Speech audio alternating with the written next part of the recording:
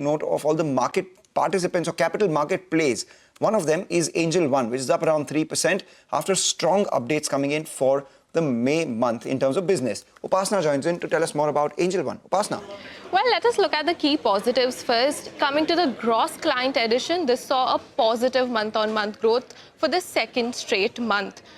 But mind you that from Jan to March, this number saw a negative growth on a month-on-month basis, and April onwards, it recovered. Now, market share also increased across three segments of the company on a month-on-month basis, be it equity, F&O, and commodity segment.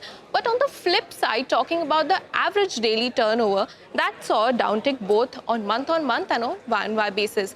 Now, coming to the key metrics, now gross client acquisition, it saw an uptick of 1.7% on a month-on-month basis, but the pace of this saw slow growth compared to the 4% month-on-month growth seen in the April month.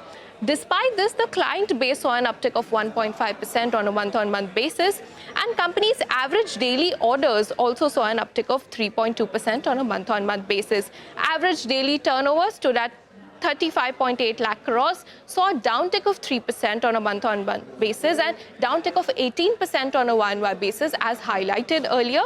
This was down after the improvement seen in the last 2 months back-to-back. Now, coming to the market share of the company, the equity market share saw an uptick of 43 basis points, stood at 20%. F&O market share saw an uptick of 87 basis points at 21.4%, which improved after the decline seen in the 3 consecutive months. And lastly, commodity market share saw an uptick of 33 basis points at 56.5%. So overall, it's a good update, except the average daily turnover, which was under downward pressure. Okay, all right, Upasna. Thanks very much for that. In fact, even